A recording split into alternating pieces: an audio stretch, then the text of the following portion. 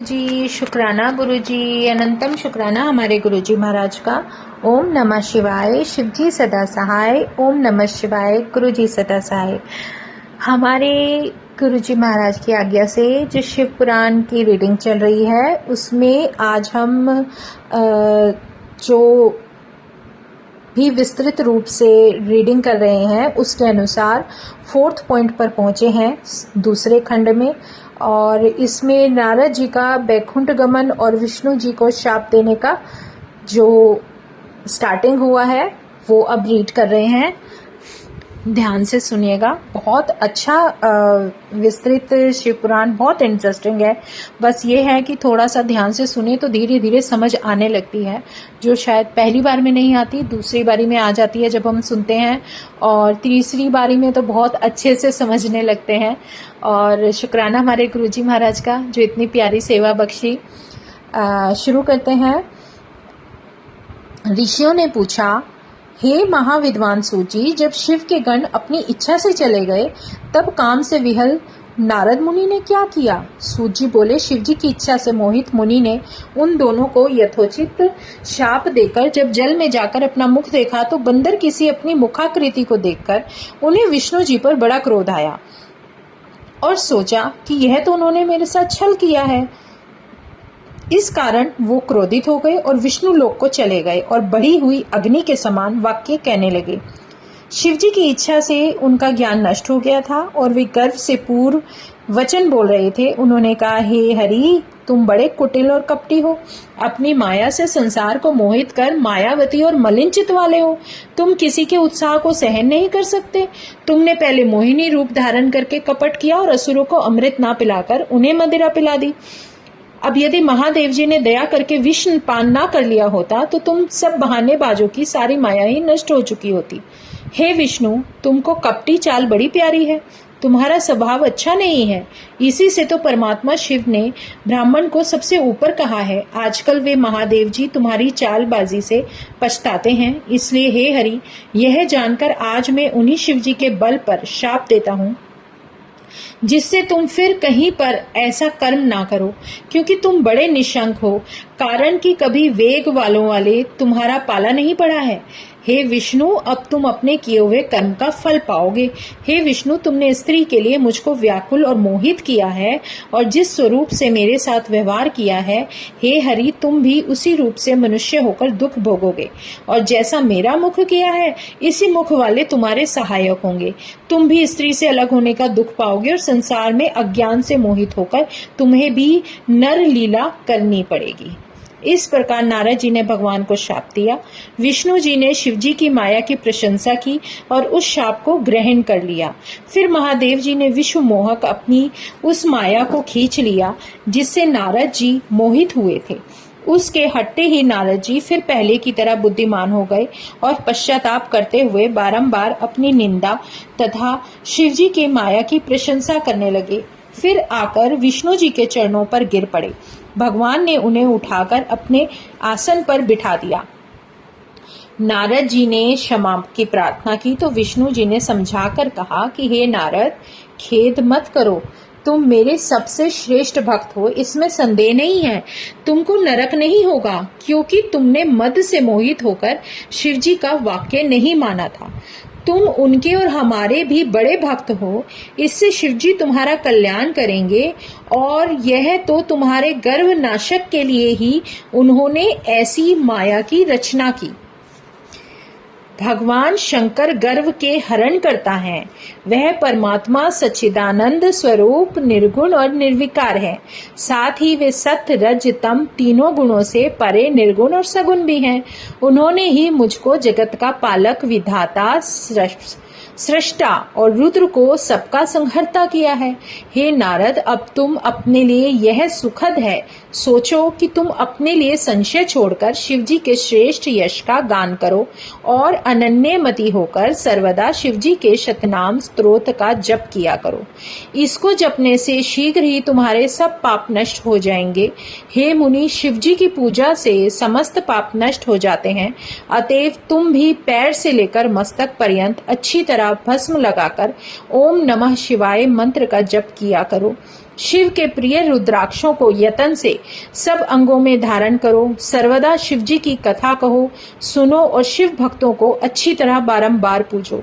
निरालस्य हो, सर्वदा शिव जी की शरण में रहो। शिव जी की स्वच्छ चरणों को हृदय से धारण करो और शिव के प्रिय आनंद वन में जाओ। वहां विश्वेश्वर को देखकर भक्ति से उनका पूजन करो तथा उनकी विशेष स्तुति और प्रणाम कर बंधन रहित हो जाओ। हे मुनि, इसके पश्चात आप चाहे जहां भी गमन करो, मेरे शासन से ब्रह्मलोक में जाना और वहां पर अपने पिता ब्रह्मा की स्तुति और नमस्कार करना तथा उनसे भी शिव जी का महात्म्य पूछना। वहां वे तुम्हें शिव जी के 100 नामों का स्रोत सुनवाएंगे।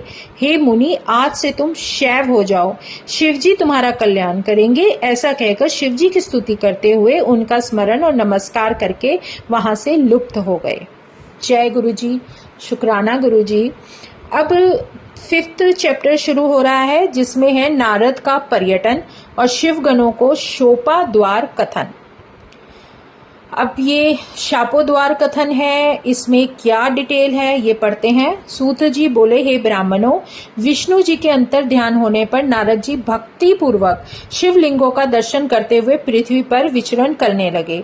उन्होंने कितने ही शिवलिंगों का प्रेम पूर्वक दर्शन किया। उसी समय वे रुद्र के गण, जिन्हें उन्होंने शाप दिया था, उनके समीप में जाकर चरणों में गिरकर उनसे क्षमा मांगी और कहा, हे मुनिवर्य, आपका अपराध करने वाले हम वास्तव में ब्राह्मण नहीं हैं, किंतु हम दोनों महादेव जी के गण हैं, जिन्हें राजपुत्री के स्वयंवर में माया से मोहित चित्त होकर परेश की प्रेरणा से आपने हमको शाप दे दिया था। उस समय हमने कुसमय जानकर मौन रहना ही अच्छा समझा था, अन्यथा आप हमारे प्राण भी ले लेते, परंतु अब तो प्रसन्न होकर हम पर कृपा कीजिए। सूत जी कहते हैं, जब उन गणों ने भक्ति और आदर से इस प्रकार प्रार्थना की तो उनके वचनों को सुनकर पश्चाताप करते हुए मुनि ने कहा कि हे सत्पुरुषों में मान्य महादेव जी के गणों, शिव जी की इच्छा से पहले निश्चय ही मेरी बुद्धि नष्ट हो गई थी, जिससे मोहवश मैंने शाप दे दिया, परंतु जो कुछ कहा गया वह तो होना ही है, और जो भी हो तो भी है। गणों सुनो, मेरे अपराध को क्षमा करो। अब मैं तुम्हारे शापोद्वार का उपाय कहता हूँ। तुम श्रेष्ठ मुनि के वीर्य से जन्म लेकर राक्षस बनोगे, जहाँ तुम्हें सब प्रकार का ऐश्वर्य, प्रताप और बल प्राप्त होगा। तुम संपूर्ण ब्रह्मांड के राजा और जितेंद्रिय शिव भक्त होंगे और वहीं शिव के दूसरे शरीर से मरकर पुनः अपना पद प्राप्त करोगे। सूत जी कहते हैं, नारद जी के इन वाक्यों को सुनकर महादेव जी के गण प्रसन्नता से अपने स्थान को चले गए। नारद जी भी शिवलिंगों का दर्शन करते हुए दूसरी ओर पृथ्वी पर पर्यटन करने लगे। चलते चलते वे काशीपुरी में काशीनाथ जी के दर्शन करने गए, जो सबके ऊपर विराजमान शिव जी को प्रिय, शिव को सुख देने वाली और शिव रूपिणी नगरी है। उसके दर्शन कर वे कृतार्थ हो गए। वहां परम आनंद से उन्होंने काशीनाथ शिव का पूजन किया और उनकी महिमा वर्णन करते हुए प्रेम से विहल हो गए।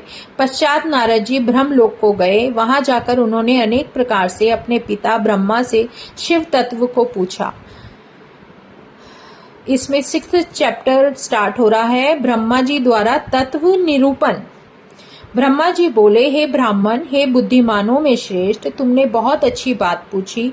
तुम लोकोपकारी ने लोक के हित की कामना से यह पूछा है। यथार्थ रूप से तो मैं शिव तत्व नहीं जान सकता तथा विष्णु जी परम अद्भुत रूप को कुछ जानते हैं। जब महाप्रलय काल में स्थावर जंगम सब नष्ट हो गया, जिस समय ग्रह, नक्षत्र, तारा, सूर्य ना होने से सब अंधकार रूप में था, चंद्रमा, दिन, रात, अग्नि, वायु, पृथ्वी, जल कुछ भी नहीं था, तथा प्रधान आकाश तथा दूसरा तेज भी नहीं था, शब्द, स्पर्श तथा इष्ट पदार्थ कुछ भी नहीं था, गंध, रूप, रक्षा, दिशा आदि सब अप्रकट था। इस प्रकार सूची भेद्य निरंतर अंधकार में वह सद भ्रम ही था, जिसको सत्य कहते हैं। जब इस प्रकार सत्य असदात्मक कुछ भी नहीं था, जिसको योगी अपने हृदय काश में निरंतर अवलोकन करते हैं, जो मन वाणी के अगोचर हैं, किसी इंद्रिय का विषय नहीं है, जो नाम रूप वर्ण से रहित स्थूल और सूक्ष्म नहीं है, ह्रस्व दीर्घ लघु गुरुत्व से वर्जित है, जिसमें उपचय और अपचय नहीं है। श्रुति भी जिसको चकित होकर कहती है कि वह सत्य स्वरूप, ज्ञान स्वरूप, अनंत स्वरूप, परमानंद परम पुरुष हैं, प्रभा रहित, आधार रहित, विकार रहित और आकृति रहित है, निर्गुण, योगी गम्य, सर्वव्यापक, एकाकर है, निर्विकल्प, निरारंभ, माया रहित, उपद्रव रहित, अद्वितीय, आद्यंत रहित, विकार रहित, चिंतात्मक, जिसके इस प्रकार संज्ञा संज्ञोक्ति विकल्प करके होते हैं, उसको कितने काल में दूसरे की इच्छा हुई, तब उस अमूर्त ने इच्छा से ही अपनी मूर्ति कल्पित की, जो सब ऐश्वर्य गुणों से युक्त, सर्व ज्ञानमयी, शोभायमान है, जो सर्वगामिनी, सर्वरूपा, सबको देखने वाली, सबकी करने वाली है, सबको एक ही वंदनीय, सबकी आद्या, सर्वदा सबकी संस्कार करने वाली है। इस ऐश्वर्य संबंधी शुद्ध रूप वाली मूर्ति को कल्पना करके वह अद्वितीय, अनादि, अनंत, सर्वाभास, चिदात्मा, सर्वगामी, अविनाशी, पराख्य, ब्रह्म अंतर्ध्यान हो गए और अमूर्ति पर तत्व है, उसी की मूर्ति सदाशिव है। यही अर्वाचीन पराधीन मूर्ति पंडित उसको ईश्वर कहते हैं। उसने अपने शरीर से ही स्वच्छंद शरीर वाली अब अनपायिनी शक्ति प्रकट की है। वही प्रधान प्रकृति गुणवती परामाया है, वही बुद्धित्व की जननी है, इसी को विकार रहित कहते हैं। वही शक्ति अंबिका, प्रकृति, सब लोगों की ईश्वरी, तीनों देवताओं की जननी, नित्या और मूल कारण कही जाती है। इसकी 8 भुजा है, यही विचित्र मुख वाली शुभा है। पूर्णमासी के सहस्र चंद्र के समान इसकी कांति है। अनेक आभरण और अनेक गति से संयुक्त है। अनेक प्रकार के आयुध धारण किए फूल, कमल के समान नेत्र वाली, अचिंत्य तेज से युक्त, सबको उत्पन्न करने वाली, एक काकिनी माया जब संयोग से अनेक प्रकार की होती है, तब परम पुरुष ईश्वर शिव शंकर, जिनका कोई ईश्वर नहीं, सिर पर गंगा धारण करने वाले, माथे पर चंद्र, 3 नेत्र, 5 मुख, प्रसन्नात्मा, 10 भुजा, त्रिशूलधारी, कर्पूर, गौरांग, भस्म शरीर में लगाए हुए भगवान ने उस काल रूपिणी शक्ति को लेकर एक साथ ही शिवलोक नामक क्षेत्र निर्माण किया। उसी उत्तम क्षेत्र को काशी क्षेत्र कहते हैं। वह परम निर्वाण को देने वाला सबके ऊपर विराजमान है। उस क्षेत्र में जो कि सबका मन रमाने वाला है, उस परमानंद रूपिणी शिवा द्वारा परमानंद रूपिणी शक्ति के सहित निवास करते हैं। हे मुने, प्रलय काल में भी कभी वह क्षेत्र शिवा शिव से रहित नहीं होता। इससे वह क्षेत्र अवियुक्त कहलाता है। शिवजी ने पहले इसमें एक आनंद नामक वन निर्माण किया था। क्षेत्र आनंद का हेतु होने से आनंद कानन और पीछे अवमुक्त कहलाया। शिवा शिव के उस आनंद वन में रमन करने पर हे नारद जी, यह इच्छा हुई कि कोई दूसरा पुरुष निर्माण किया जाए, जिस पर स्वच्छंद विहार करने वाले हम पर यह महाभार अर्पण करके निर्वाण शांति को धारण कर केवल काशी में ध्यान करें। वही सब करे और रक्षा करे और हमारे अनुग्रह से वह सब विकृत करे। चित्त रूपी समुद्र को आकुंचन कर चिंता रूपी तरंगों से दुलायमान सत्व रूपी रत्न, तमो रूप ग्रह रजोगुण रूपी विद्रुम से विस्तारित, जिसके प्रमोद से हम सुख रूप आनंद कानन में विहार करें। मन की वृत्ति भी उसमें आरोपण कर बाहरी चिंता छोड़ शांति को प्राप्त हो। वह प्रभु इस प्रकार निश्चय कर उस पराशक्ति के 10वें अंग में सुधा रूपी आसव सत्य भाग से व्यापार करते हुए तब उसमें त्रिलोकी में एक अति सुंदर पुरुष प्रकट हुआ, जो शांत सत्वगुण से युक्त, गंभीरता में सागर के समान था, पृथ्वी के समान क्षमा से युक्त था। हे मुने, जिनकी उपमा किसी से नहीं दे सकते, इंद्र नीलमणि के समान कांतिमान, उत्तम कमल के समान नेत्र, सुवर्ण के समान कांति धारण किए हुए, दुकूलों से आवृत, प्रचंड भुजाओं से शोभायमान, जो दोनों भुजा कहीं पराजित होने वाली न थी, तब वह पुरुष परमेश्वर शिव को प्रणाम कर बोले, हे स्वामिन, मेरा नाम रख कर मेरे कर्म भी कहिए। यह वचन सुनकर समर्थ प्रभु शंकर हंसते हुए मेघ के समान गंभीर वाणी से बोले, व्यापक होने से जगत में तुम्हारा विष्णु नाम होगा और भी भक्तों के सुख करने वाले तुम्हारे बहुत से नाम हैं। तुम दृढ़ता पूर्वक परम कार्य साधक तपस्या करो। यह कहकर शंकर ने अपने श्वास मार्ग से उनको वेद प्रदान किए। तब अच्युत ने शिव को नमस्कार कर बड़ा तप किया और शक्ति सहित परमेश्वर अंतर्ध्यान हो अपने लोक में गए। इधर विष्णु जी ने 12 सहस्र दिव्य वर्ष तक तपस्या की, परंतु अपना अभिलषित कल्याणकारी शंकर का दर्शन नहीं पाया। तब संदेह को प्राप्त हो मन में चिंता करने लगे और अब मैं क्या करूं, इस प्रकार शिवजी का स्मरण करते हुए उसी अवसर में शिवजी से सुंदर वाणी प्रकट हुई कि संशय के दूर करने के निमित्त फिर तपस्या करो। विष्णु जी ने यह सुनकर फिर दारुण तप किया। तब बहुत समय बीत गया था। तब ब्रह्म ध्यान मार्ग के द्वारा विवादित हुए। तब पुरुष विष्णु जी ध्यान मार्ग में जागे और प्रसन्नता से विस्मय को प्राप्त होकर बोले कि यह क्या महान तत्व है। तब विष्णु जी के परिश्रम करने से उनके शरीर से शिव की माया से जल धाराएं निकलने लगी। हे महामुने, वह सब महान जल शून्य से व्याप्त हो गया। वह जल ब्रह्म रूप हुआ जिसके स्पर्श मात्र से पाप नष्ट हो जाते हैं। तब वह विष्णु जी शांत होकर उसी जल में विमोहित हो बहुत काल मतलब बहुत सालों तक शयन करते हुए उस समय उनका श्रुति सम्मत नाम नारायण हुआ। उस समय प्रकृति पुरुष के बिना और कुछ नहीं था। उस समय उस महात्मा से तत्व प्रकट हुए। हे महामते, हे महापंडित, मैं उसका प्रकार कहता हूँ, सो आप मुझसे सुनिए। प्रकृति से महान और महान से 3 गुण हुए, उससे अहंकार और उसमें गुण भेद से 3 गुण हुए, उसमें तन्मात्रा और उनसे 5 भूत प्रकट हुए, उससे ज्ञानेन्द्रिय और कर्मेंद्रिय उत्पन्न हुई। हे ऋषि सत्तम, आपसे तत्वों का ज्ञान पूर्व ही कहा है।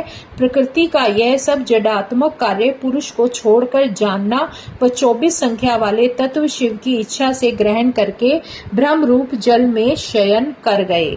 नेक्स्ट चैप्टर स्टार्ट हो रहा है, ब्रह्मा का प्रादुर्भाव ज्योतिर्लिंग दर्शन।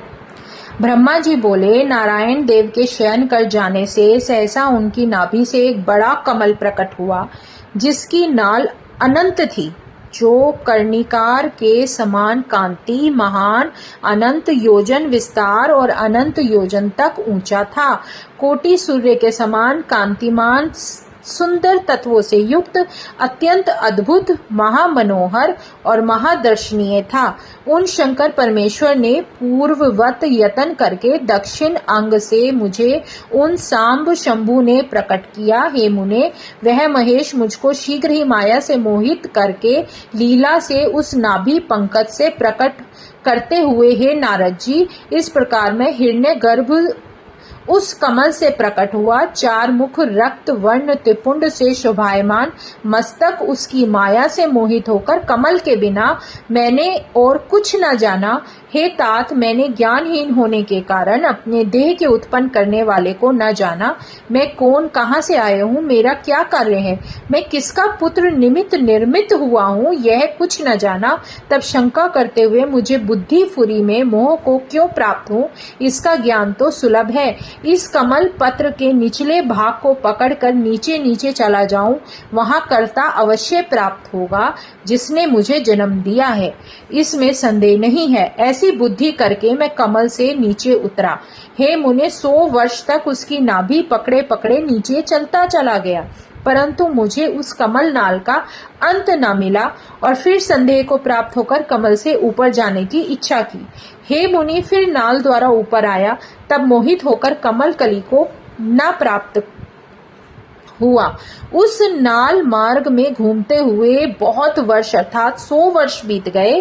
तब मोहित हुआ मैं, क्षण मात्र को स्थिर हुआ। तब मुझको तप करो, यह वाणी सुनाई पड़ी। हे मुनि, यह वाणी परमाकाश से मोह के नाश करने वाली सुनाई दी। तब उस आकाशवाणी के वचन सुनकर मैंने बड़े प्रयत्न से अपने जनक को देखने के लिए 12 वर्ष तक घोर तप किया। तब भगवान विष्णु 4 भुजा सुंदर नेत्र मुझ पर अनुग्रह करने के लिए प्रकट हुए। शंख चक्र गदा पद्म आयुध धारे, घनश्याम अंग वाले, पीतांबर धारी, मुकुट आदि महाराजाओं के समान धारे, प्रसन्न मुख कमल वाले, कोटि कामदेव के समान मैंने उनको मोहित होकर देखा। उस सुंदर रूप को देखकर मुझे परम विस्मय हुआ। काल के समान सुवर्ण समान सर्व आत्मा चतुर्भुज नारायण महाभूत सद सन्मय भगवान को इस प्रकार देखकर मैं बड़ा प्रसन्न हुआ। शिव जी की माया से मोहित होकर जो बड़ी लीला करते हैं उनको अपना जनक जानकर प्रसन्न हो विष्णु से कहा। ब्रह्मा जी बोले, तुम कौन हो? ऐसा कहकर उस सनातन पुरुष पर हाथ लगाया। तब वह तीव्र और दृढ़ उस हाथ के प्रहार से जागकर क्षण मात्र के लिए वह स्थित हुए और निद्रा से श्रम रहित नेत्रों से उन्होंने मुझे देखा। तब भगवान हरि ने मुझे वहां स्थित देखा। तब हंसते हुए प्रेम से बोले, मुझे ब्रह्मा से कहने लगे। विष्णु बोले, हे वत्स, हे पितामह, आप भले आए हो। हे महाकांतिमान, तो निर्भय हो, निसंदेह मैं तुमको सब कामना दान करूंगा। हे दिवर्षि, हंसते हुए विष्णु के ये वचन सुनकर रजोगुण से वैर मानकर विष्णु से ब्रह्मा जी बोले, हे पाप रहित, सबके संहार के कारण मुझको यहाँ देखकर भक्त वत्सल कहते हो और गुरु शिष्य के समान मेरा शासन करते हो। साक्षात जगत का कर्ता, प्रकृति का प्रवर्तक, सनातन अज विष्णु विरंची, विष्णु संभव, विश्व के आत्मा विधाता, कमल लोचन मुझको मोह से वत्स कैसे कहते हो? सो शीघ्र कहो। वेद मुझको नियम से स्वयंभू, विभू और अज कहते हैं तथा पितामह स्वराट, परेष्टि और श्रेष्ठ कहते हैं। यह वचन सुनकर श्रवण कर रमापति मेरे ऊपर क्रुद्ध हुए और मुझसे कहा, हम जानते हैं कि तुम जैसे लोक के कर्ता हो। विष्णु जी बोले, करने धरने को तुम मेरे अविनाशी अंग से प्रकट हुए हो। तुम अनामय नारायण जगन्नाथ भूल गए हो। जो पुरुष परमात्मा पुरुषों से स्तुति को प्राप्त है, विष्णु अच्युत ईशान विश्व की उत्पत्ति पालन करते हैं, जो नारायण महाबाहु सर्वव्यापक ईश्वर हैं, उन मेरे नाभि पद्म से तुम प्रकट हुए हो, इसमें संदेह नहीं, इसमें तुम्हारा अपराध नहीं है। तुम मेरी माया से मोहित हो। हे ब्रह्मा जी, हे चतुर्मुख, यह मेरा वचन सत्य है। सब देवताओं को ईश्वर मैं करता हरता भरता व्यापक मेरे समान कोई नहीं है। हे पितामह, मैं ही पर ब्रह्म और परम तत्व हूँ। मैं ही परम ज्योति परमात्मा और विभु हूँ। आज देखा सुना हुआ जो यह चराचर जगत है, हे ब्रह्मा जी, यह सब आप मुझ में ही जानिए। मैंने ही पहले 24 तत्व से यह अव्यक्त निर्माण किया है। उनमें नित्य ही अणुबद्ध है। उससे क्रोध भय आदि सृष्टि हुई है और मेरे प्रभाव से आप और लीला से सब अंग हुए हैं। मैंने बुद्धि निर्माण की है, उससे 3 प्रकार के अहंकार हुआ है। उसमें पंच तन मात्रा, उससे मन देह इंद्रिय आकाश आदि भूत भौतिक पदार्थ लीला से निर्माण किए हैं।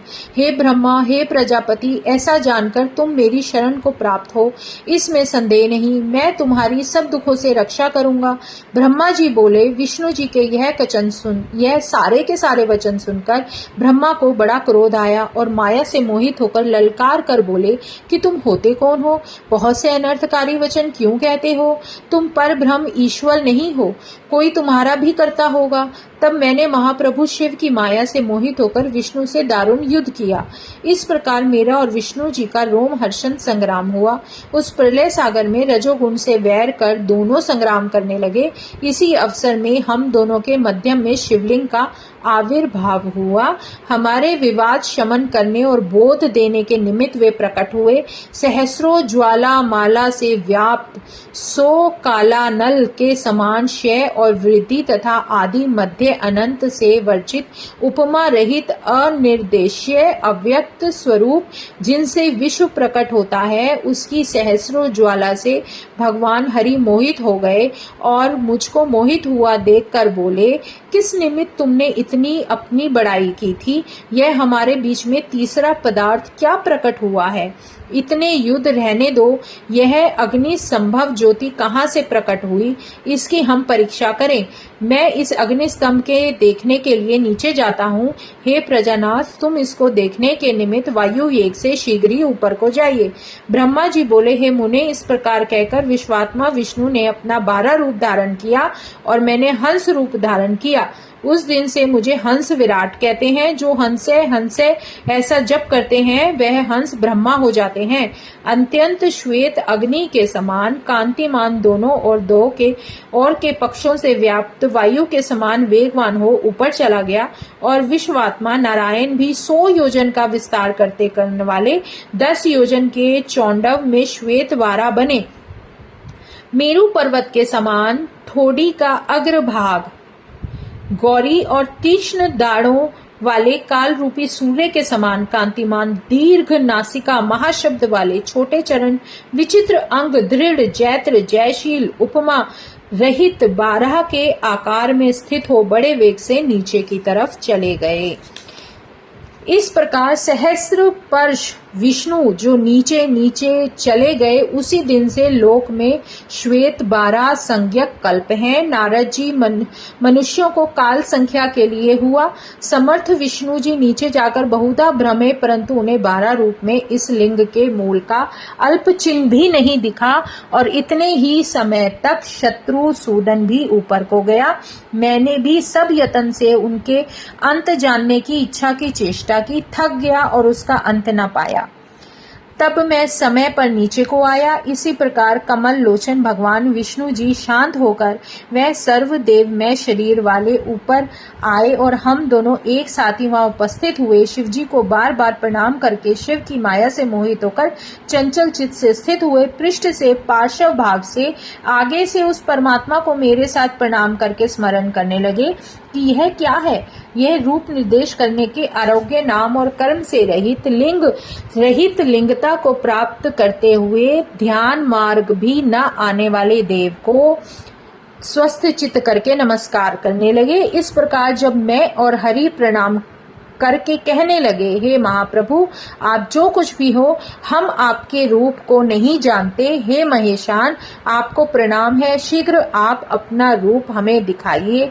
हे मुनि श्रेष्ठ, मद में स्थित हम दोनों के इस प्रकार नमस्कार करते 100 वर्ष बीत गए। जय गुरु जी, शुक्राना गुरु जी।